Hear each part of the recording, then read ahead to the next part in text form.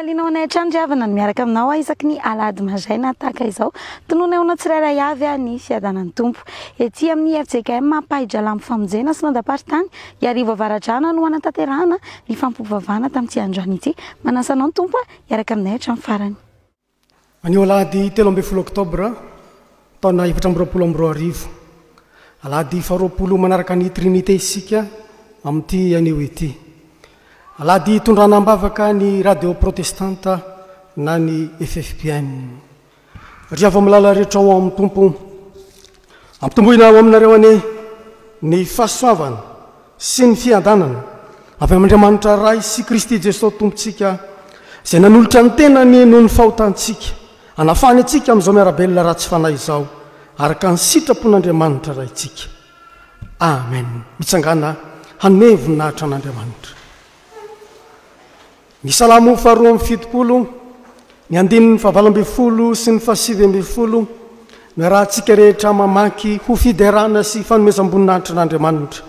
Ary aorianan'izany dia ny hira fanampiny laharana 7.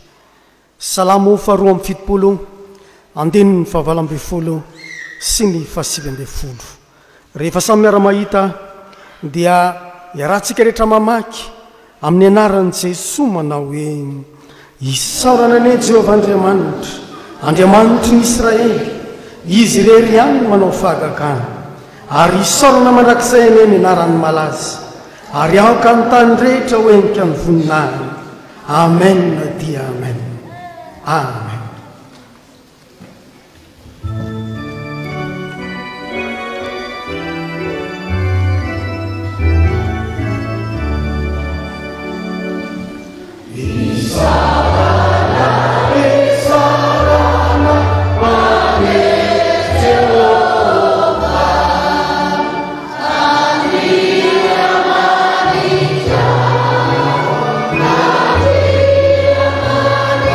Yeah.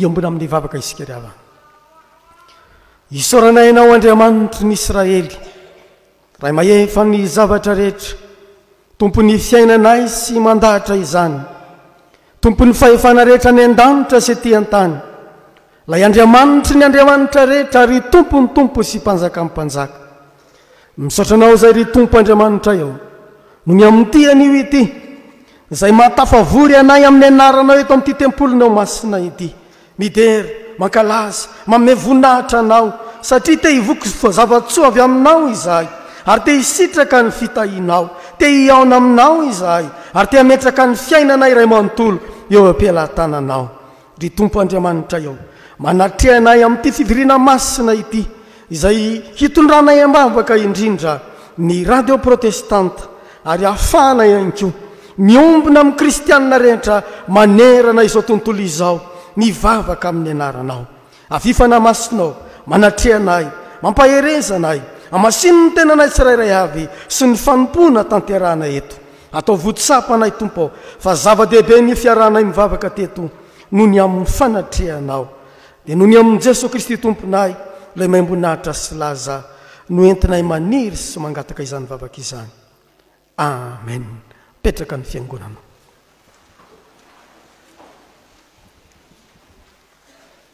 ino amin'ny fanajana riavana ny teny manambara ny sitrapon'Andriamanitra zay tia ny ainatsika sy velomantsika fa hoy ny soratra masina koa amin'izany mangataka aminareo ary rahalahy noho ny famindrapon'Andriamanitra mba hatolotrareo ny tenanareo ho fanatitra velona masina sitrak'Andriamanitra dia fampopana mety ataonay ireo izany ary aza manaraka ny fanaon'izao tontolo izao fa miova amin'ny fanavaozana ny saina amataranareo ny sitrapon'Andriamanitra dia izay tsara sandy akasitrahana no marina masina ny sitrapon'Andriamanitra sambatana tsara zay materaka kalatsiko sambatsaitarana ny tempo ambe ka mitarikasa ny fonrehetra amen.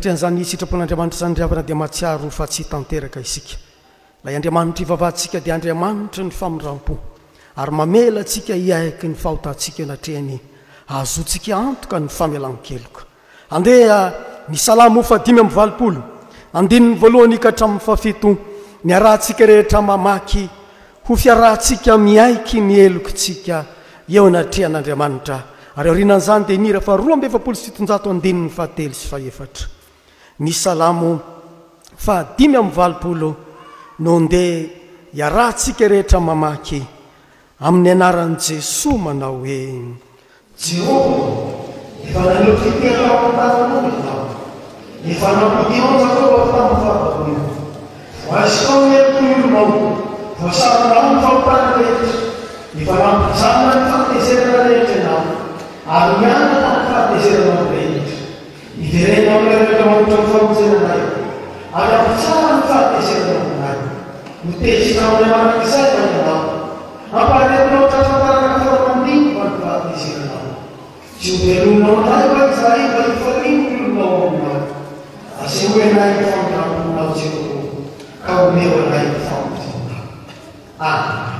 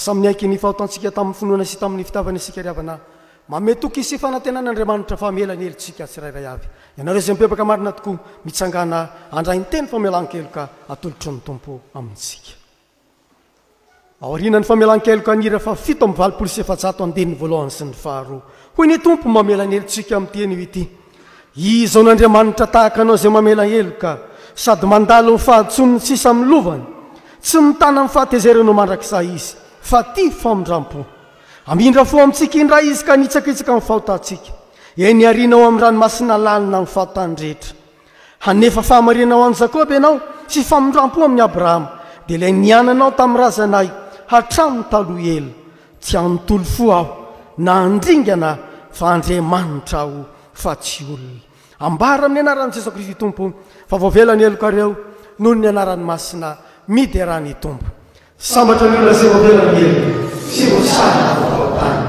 sambatra ny olona izay tsisy ahijefa eloka ary tsy misy fiainana fanahy. Amen.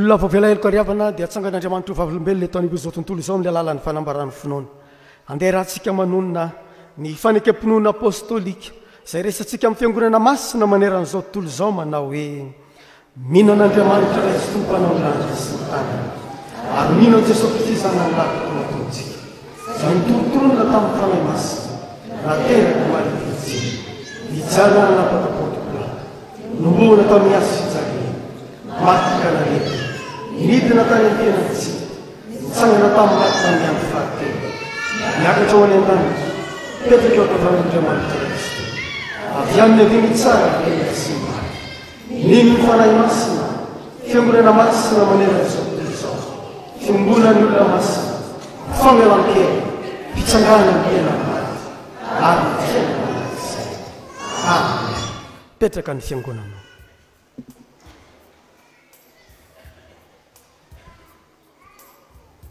hanavao ny fanolorantenantsika amin'ny alalan'ny rakitra isika riavana atao indray manatitra avokoa nandrakitra voalohany sy ny faharoa ny rakim-pahasoavana ao amin'ny fanatazan-drakitra fitaratra io ary ny voatsinampy ny antokopira no hitarika atsika eo amin'ny fanatanterahana izany rakitra izany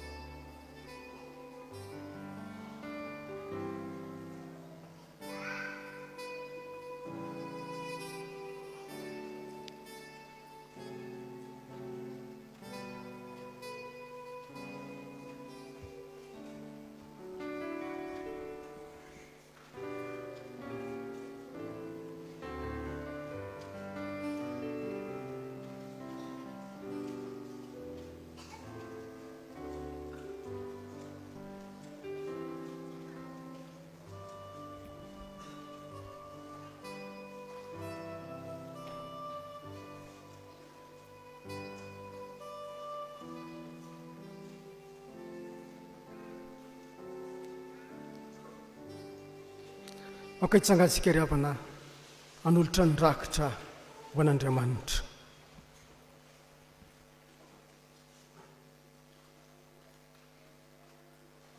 Ivavaka isika amin'ny fifaliana amin'ny fitiavana no isehoana eto any atrehanao Andriamanitra. Manolotra izao rakitra izao ho amin'ny asanao, ampandrosoana ny fiangonanao, anotarana ny ambaindain'ny fanjakanao ety an-tany ho tahaka ny any an-danitra. Avy amin'ireo vola sy harena nomenao anay izany Tompo, ka atolotra ahy hanaovana ny asanao, raisoanitra kasitrahanao an-danitra fonenanao. Enao no hita izany ahavita sy ho tonga amin'izay anirahana sy ampanaovina azy. Tsy ny vola ihany nefa natolotra ahy Tompo, fa miaraka amin'izany nanolorana ny tenanay iray manontolo, ho fanatitra velona, masina, sitraka ao Andriamanitra dia fanompompana mety ataonay izany. Koa raisy Tompo, araka asitrao sa isao rakitra izao. Amen. Petraka ny fiangonana.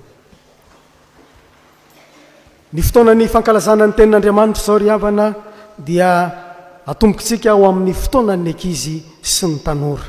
Mitsangana avy hatrany ny ankizy sy ny tanora, manao ny hira izay efa nomanina, mitsangana ihany koa ny tompony anjarana tanteraka ny fotoanan'ny ankizy sy ny tanora.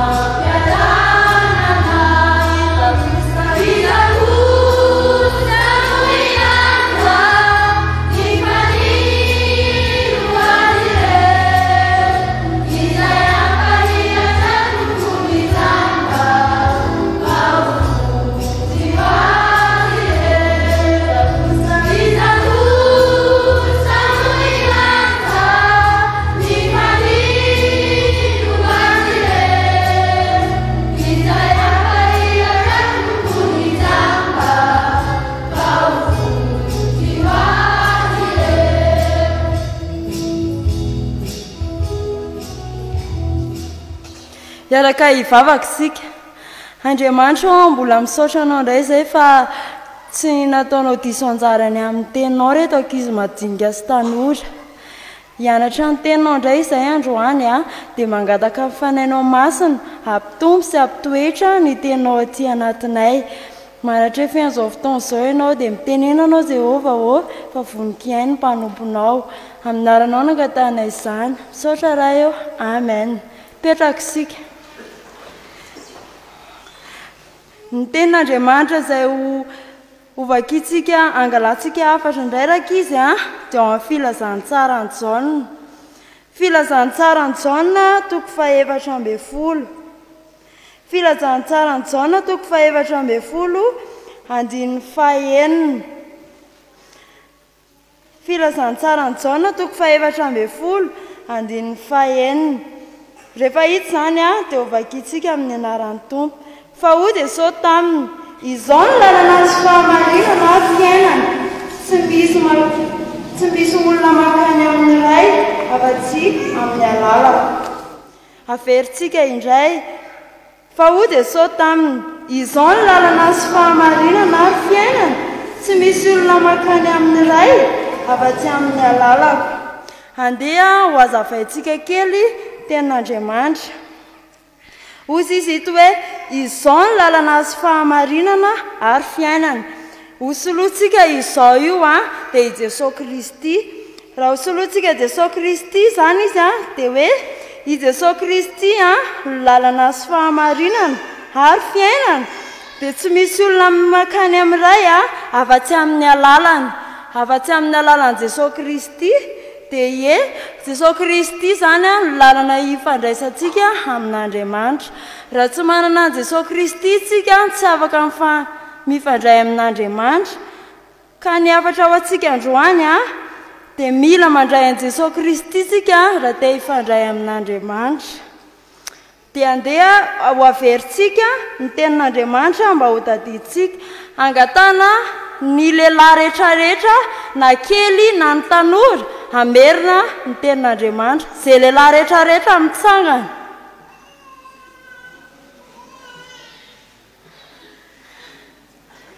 Dia ovakitsika ilay tenin'Andriamanitra. Ao amin'ny Jaona 14:6.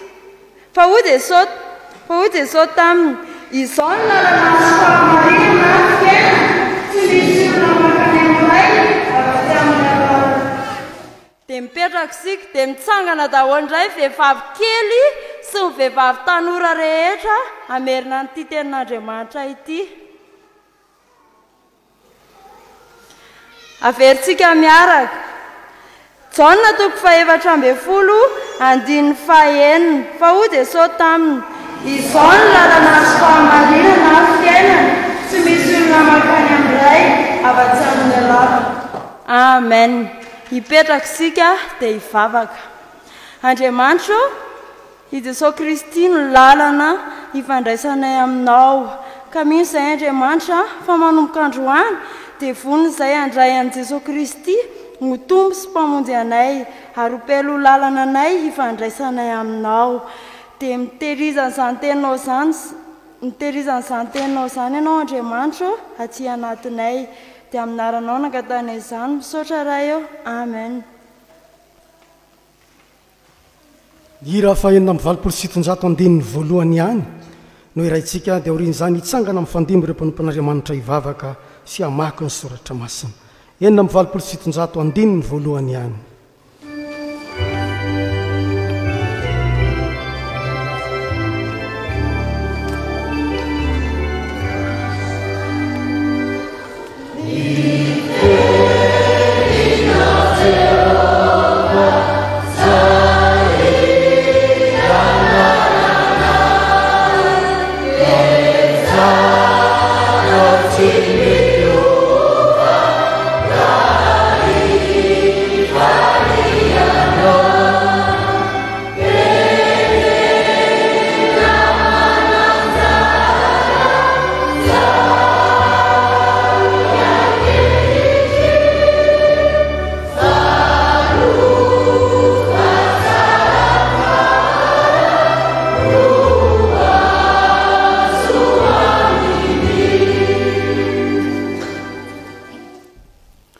Amin'ny fotoana makinany tenin'ny soratra masina sika riavana.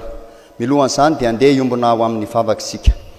Mbola tsy mitsahatra ny misaotranao izay ry Andriamanitra rainay eo satria lehibe loatra ny fitiavanao anay tamin'ity andro an'io ity ka natongavanay teto amin'ny tetepolonao masina ity. Ny saotra, ny dera, nakalaza na mivoninahitra ny anaranao masina.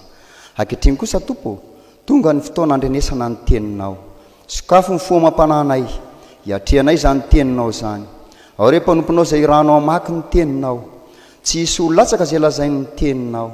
ary indrina ny ray aman-dreninay izay ampita ny afatra amin'ny teninao dia fitaovana ihany izy tompo fa ianao indrindra no iteny ary izay vahoakanao izay tonga teto amin'ity toerany ity mitana tavavavaka andray ny teninao dia sokafo ny foana ampanahinay aaisanay mitahiry izany teninao zany ka ho teny velona hoentinay amakivaky indray ny fiainanay amin'ny herinandro vaovao izay ho avy dia mitenena aminay tompo ary favonkieno izay mpanomponao misaotra indrindra Jesosy eo amen.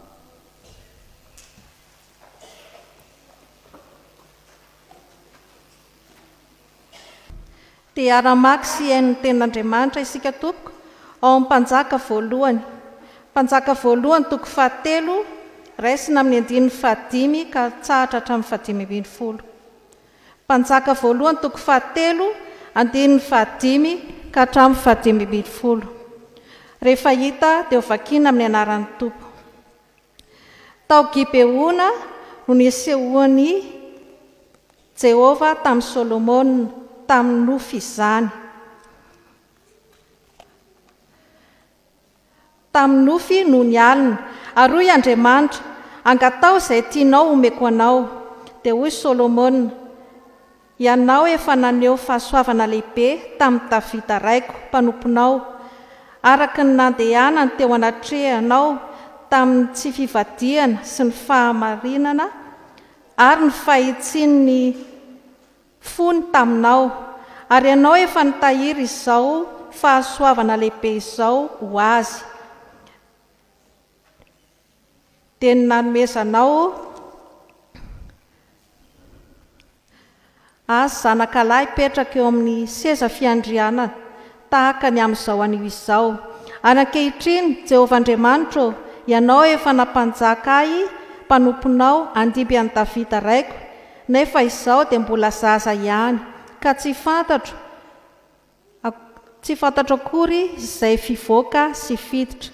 Ary izao mpanomponao koa dia ao amin'ny olonao izay nofidianao, sady olona betsaka tsy tambo isainy ary tsy hitaisa noho ny amarony. Koa omeo ahy mpanomponao saina malady hoentiko mitsara ny olonao, ahaizako manavaka ny sosiny ratsy. Fa iza moa no mahay mitsara izao olonao betsaka izao? Ary sitraky ny tompony nangatahany Solomona izany zavatra izany. Ka dia hoy Andriamanitra taminy, satria nangataka izany zavatra izany ianao, fa tsy ny ho ela velona na harena na ny hain'ny fahavalonao, fa fahaizana hitsara no nangatahinao.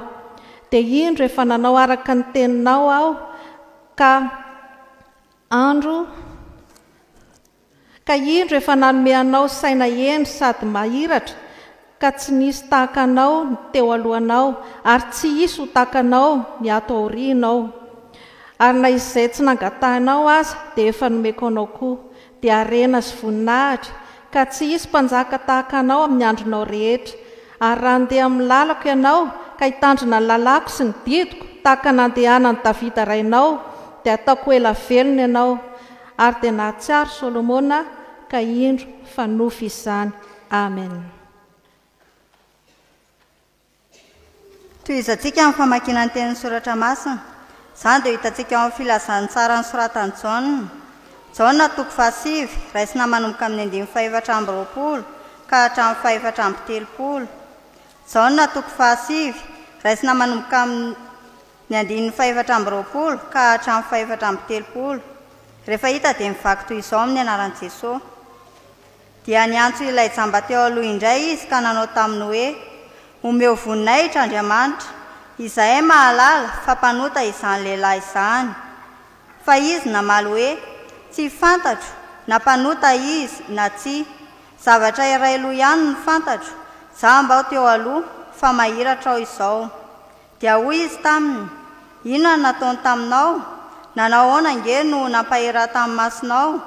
Dia namaly azy hoe izy, efa voalazako taminareo raha teo, fa tsy niaino ianareo. Nahoana ny te hiaino indray ianareo? Moa te ho mpianany koa va ianareo? Dia nanevateva azy izy ka nanao hoe, hiala amin'ny mpianany, fa izahay mpianatry Mosesy. Izahay mahalala fa Mosesy no nitenenan'Andriamanitra, fa ny amin'izany lehilahy izany dia tsy fantatra izay neviany.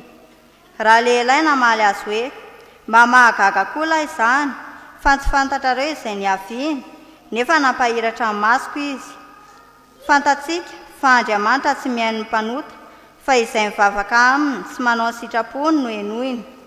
Hatr'izay dia tsy mbola re fa nisy nampahiratra ny mason'izay teraka jamba.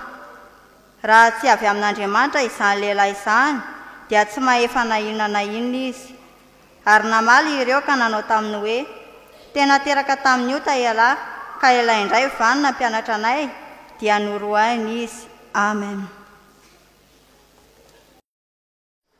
Hofaranana ny famakinan'ny tenin'ny soratra masina. Izany dia ho hitantsika amin'ny epistily faharoa an'ny Koritianina. Epistily faharoa an'ny Koritianina toko faha-efatra vakina manomboka eo amin'ny 9:40 ka hatsahatra amin'ny 9:20. Ary tsy ketraka izahay fa na dia mialevina aza ny toetra ivelany dia avaozina isan'andro kosa ny toetra anatiny. Fa mifaraina maivana izay vetivety foana dia maika miasa fantatra indrindra ka mahateraka voninahitra mavesatra maharitra mandrakizay ho anay. Raha tsy mijerina hita izahay fa ny tsy hita, fa ny hita dia ho vetivety foana, fa ny tsy hita no haharitra mandrakizay. Amen. Ray masina manamasina anay amin'ny fahamarinana, teninao fahamarinana. Amen. Andray ny afatra avy amin'ny tompo isika riavana eo am-pitsanganana no erahantsika ny hira fa 2:7 aoka hitsangansika.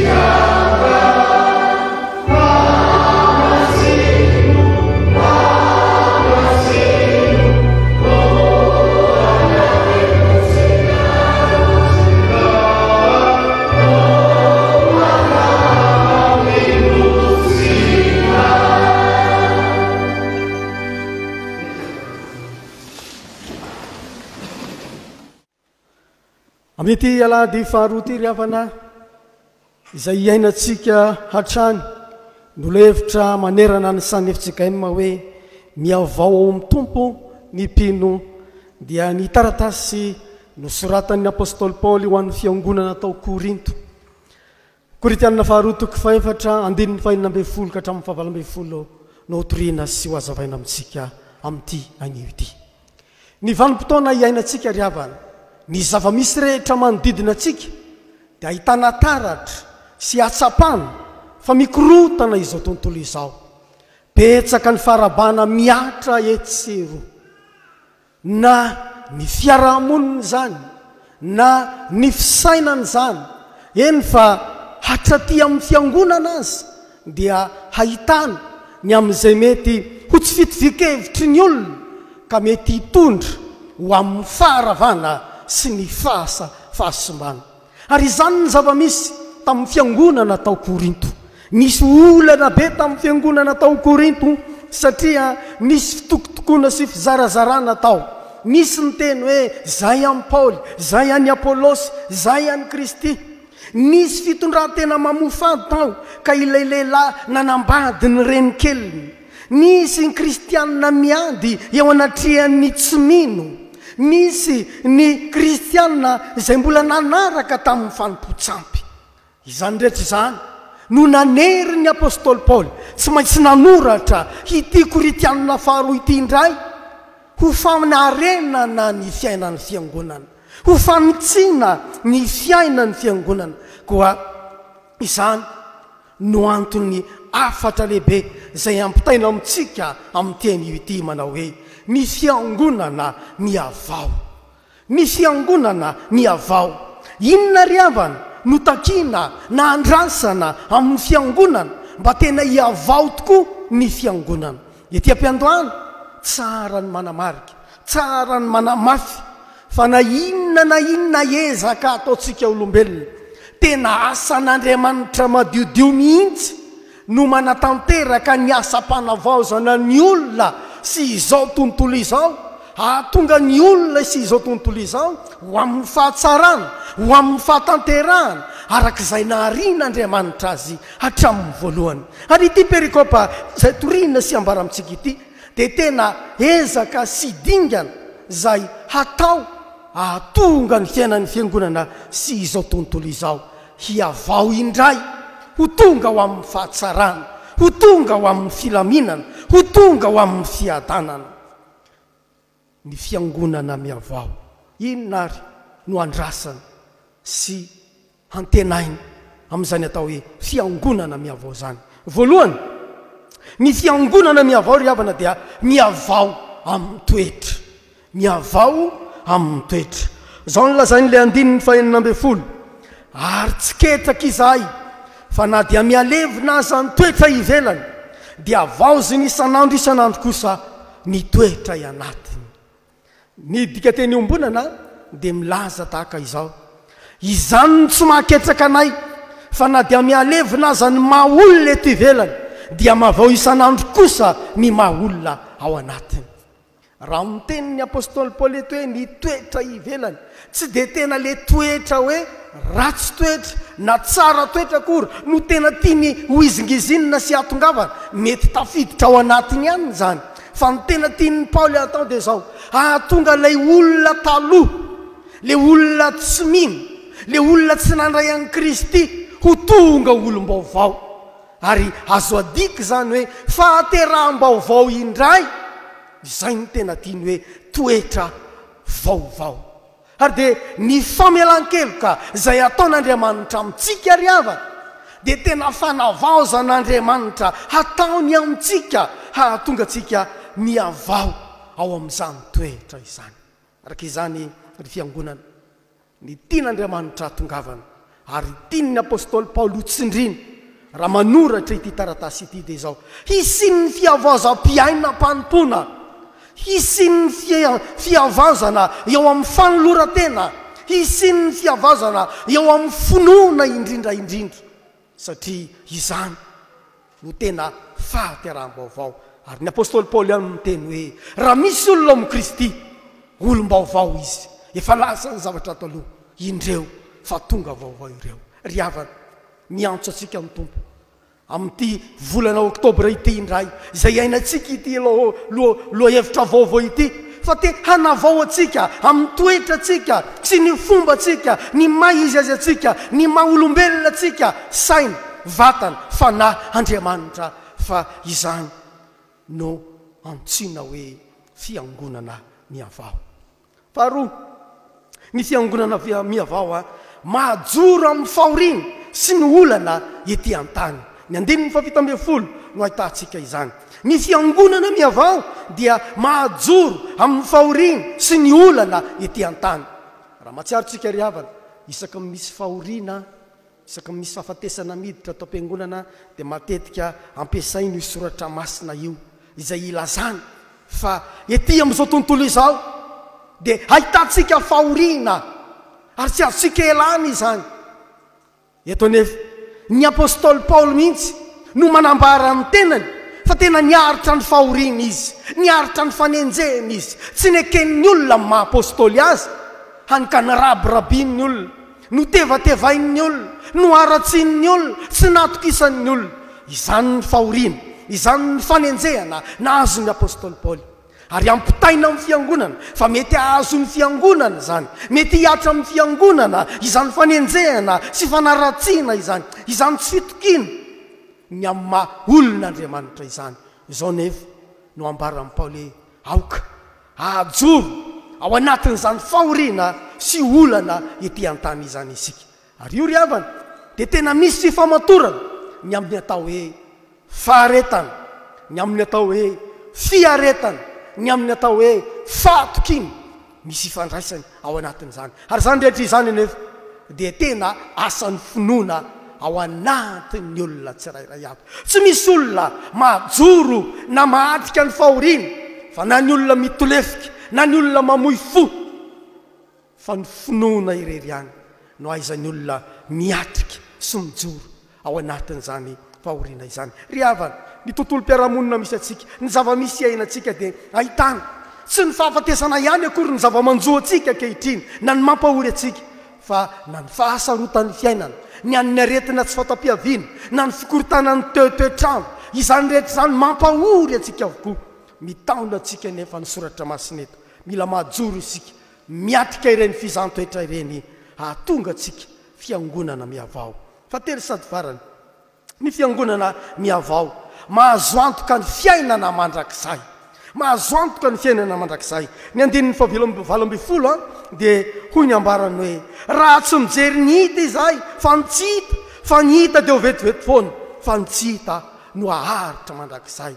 Toa te hampatsiahany apôstôly Paoly, toa te hiteny ny apôstôly Paoly, te hiteny hanamafy ny apôstôly Paoly hoe izao hitantsika maso izao, ninninona mety firentirentiny, ninninona mety ho fahatsarana, ninninona mety ho masodoka atsika, mandalo ihany zany, miserana ihany zany. Ary na ity tenantsika ity azy izay mahafatifaty atsika, ny mikarakara sy mikolokolo azy, mandalo sy miserana ihany zany. Fa hampanantenainy ny soratra masina, ilay tenany any an-danitra isika sy ny vatany any an-danitra dia ilay fiainana mandrakizay. Ary zany natonga ny apôstôly Paoly iteny any Koritianina voalohany toko 5:12 hoe ity mety maty ity dia mbola hitafony tsy mety maty, ity mety loha ity dia mbola hitafony tsy fahalovana. Izany hoe ity vatatsika izay tena ny ety an-tany ity ho tafian'Andriamanitra vatana vaovao, havaozin'Andriamanitra ho tonga vatany any an-danitra, tsy anjairany fahafatesana intsony, tsy anjairany aretina intsony. Io lay vatana ao amin'ny fiainana mandrakizay. Moa tsy izany variavana ny fotomontsika kristianina, ny amin'ny fanantenantsika ny amin'ny fiainana mandrakizay. Koa tazomy finoana izay fanomenanao. Raha mijerytsika ry havana, misy fifamatorana ireo aloha hevitra ireo zanak'hevitra anankitelo izay nazavaina tamintsika teo. Atanteraka ny fiavaozan'ny fiangonana voalohany, ateraka indray, zay vao misy fiavaozana. Faharoa, tsy maintsy maharitra itsika, maharitra amin'ny finoana, maharitra amin'ny fizantoetra, maharitra amin'izay mety tsy maintsy heretatsika. Ary fahatelo sady voka zavatra farany indrindra, miandry atsika ny fiainana mandrakizay, satria izany no lova tsara indrindra ampanantenan'Andriamanitra izay rehetra mino. Rehefa malala rehetra amin'ny tompo, havaozy ny tompo isika, ary tiany ny tompo hiavaozy, havaoatra ny hatrany, hiveriny any amin'ilay fahariana izay nitenenan'Andriamanitra hoe ary hitako fa tsara izany. Noho izany maneke ateraka indray ho tonga zanak'Andriamanitra, ho tonga zanak'Abrahama, miareta amin'izay tokony hiaretatsika, fa nataon'Andriamanitra ho zakatsika izany. Ary matokisa ampanantenan'ny tompo atsika ny fiainana mandrakizay. Man'Andriamanitra ny voninahitra ho amintsika rehetra amin'ny fahasoavana sy ny fiadanana avy aminy. Amen.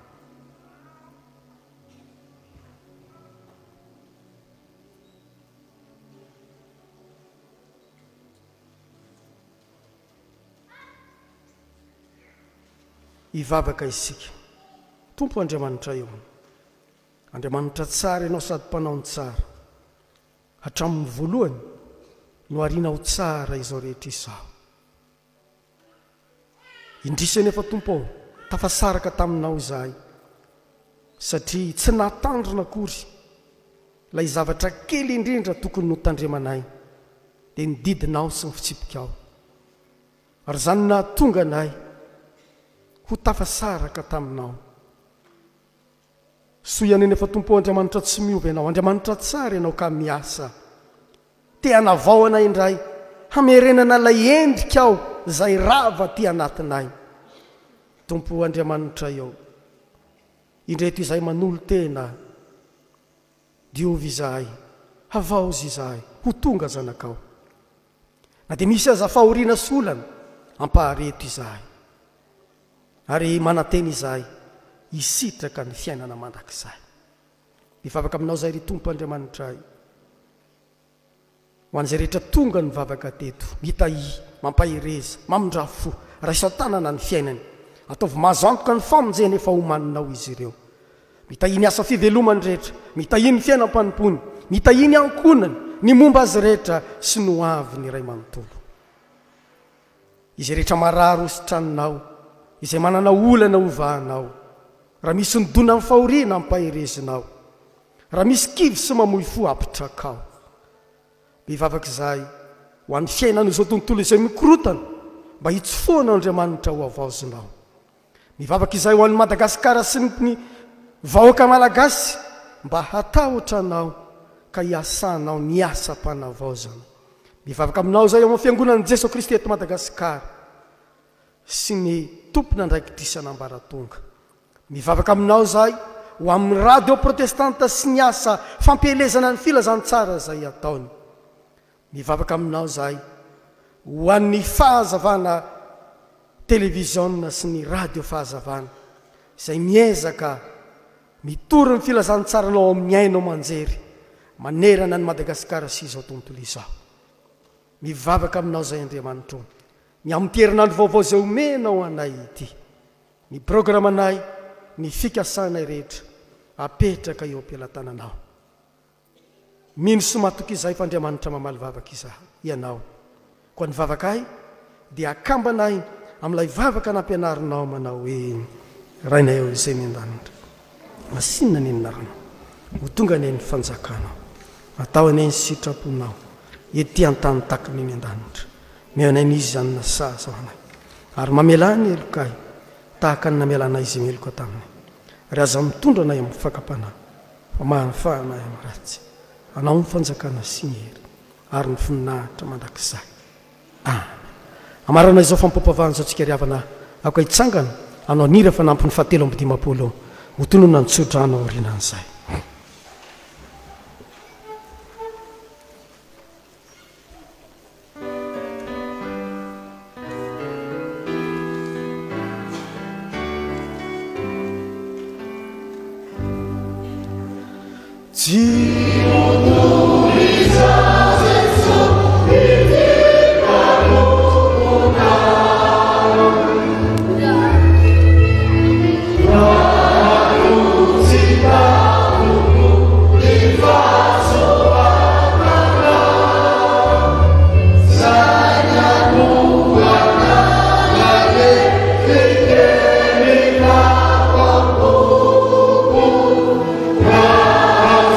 Oh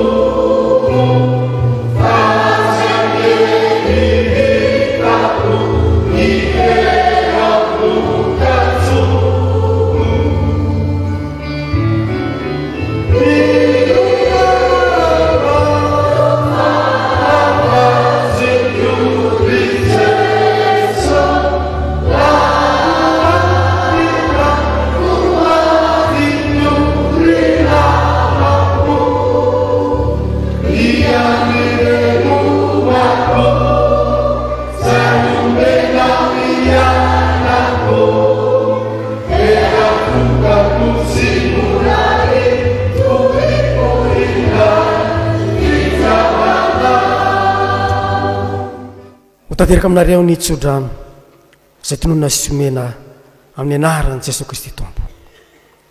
Andriamanitra tanteraka zay rehetra tokony anareo araka ny areny amin'ny voninahitra ao amin'ny Kristy Jesosy. Amen. Andininy fahatelo.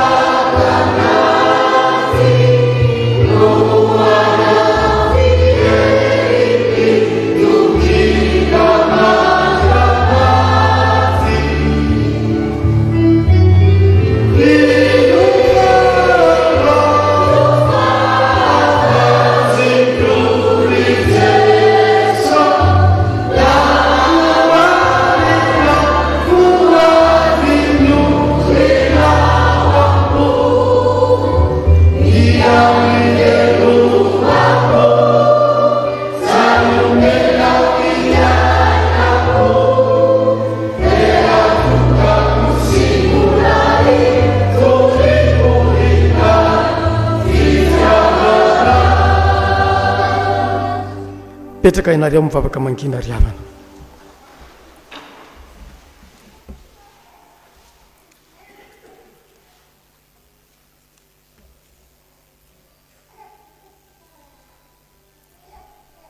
Voninahitra ao ny amin'ny avindrindra ao an'Andriamanitra ary fiadanany ety ambony tany ny olona kasitrahana amin'ny anarany Ray sy ny Zanaka ary ny Mpandroana azy. Amen.